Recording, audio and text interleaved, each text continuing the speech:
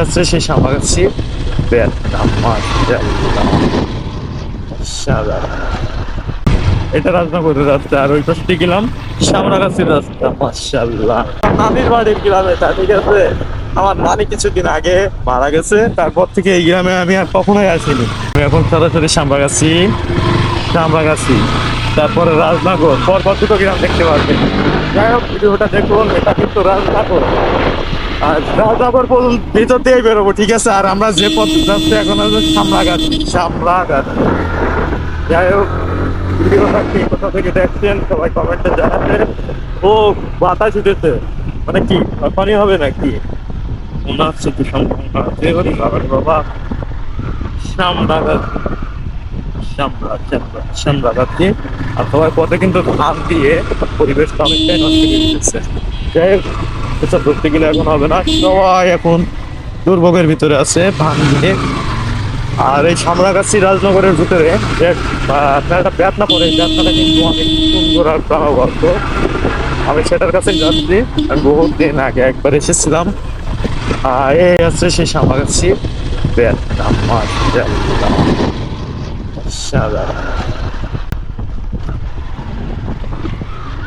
সেই লাগবে। এটা কি রাজনগর? রাজনগরের চলে এসেছি রাজনগর, ঠিক আছে।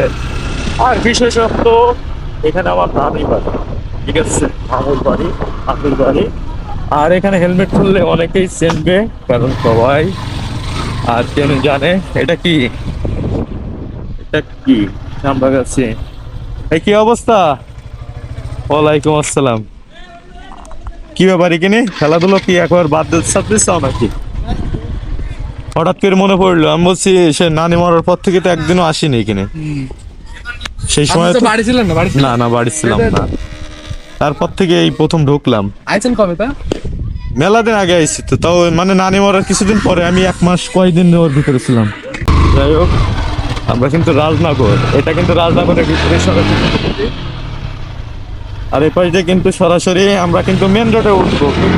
এই রাস্তাটা কিন্তু অপূর্ণটাই পাকা, ঠিক আছে। আর গ্রামের রাস্তা অনেক সুন্দর, ঠিক আছে। আর আমার নানির বাড়ির গ্রামে তা, ঠিক আছে। আমার নানি কিছুদিন আগে মারা গেছে, তারপর থেকে এই গ্রামে আমি আর কখনোই আসিনি। এই ফার্স্ট আমার নানি মারা যাওয়ার পর থেকে এই ফার্স্ট এই গ্রামে আসলাম। তাও কোনো কাজ, মানে কারোর বাসায় না, কিন্তু মানে আমি শুধু জাস্ট গ্রামটা ঘুরতে আসলাম। রাস্তার পাশের এগুলোই ঘুরতে আসলাম, তাছাড়া কিছুই না। যাই হোক, এই গ্রামটা আমার নানির বাড়ির গ্রাম। আপনাদের কাছে কেমন লেগেছে এই গ্রামটা বলবেন। আর এই গ্রামে কিন্তু আগে এত বড় বড় বাড়িঘর তো ছিল না, ঠিক আছে। এখন যেসব বাড়িঘর, তো এখানে আমরা আসছি, এই সাইডে শুধু বাউলা গাছ লাগানো ছিল। ওই পাতা খেয়ে পানি খেতাম, আর পানিটা খুব মিষ্টি লাগতো, ঠিক আছে। আর সেই সব জায়গায় এখন কি বলেন তো, বড় বড় বিল্ডিং, যেগুলো মানে এর আগে ছিল না, এখন আছে বড় বিল্ডিং। মানুষ কত উন্নত, কত আধুনিক হয়ে গেছে দেখেন ভাই। আমরা কিন্তু ওই পাশের রাস্তাতে আমরা ঢুকিলাম সামরাগাছির রাস্তা দিয়ে। আর এখন কিন্তু বেরোচ্ছি রাজনগরের রাস্তা দিয়ে। মাশাআল্লাহ, সামনে কিন্তু একটা বড় ফ্রিজিয়ান গরু ভাই। কি ব্যাপার, এই গরুটা কি ফুকসে গেছে নাকি, এটাই তো বুঝতে পারছি না। আরে ও, মাঠে বান্ধা ছিল, তাই সেরিতেছে, তা কিন্তু বাসায় চলে আইছে। যাই হোক, এই কিন্তু মেন রোডে চলে এসেছি রাজনগর। এটা রাজনগরের রাস্তা, আর ওই পাশে গেলাম সামরাগাছির রাস্তা। মাশাআল্লাহ, এই গ্রামটা কার কাছে কেমন লেগেছে সবাই কমেন্টে জানাবেন।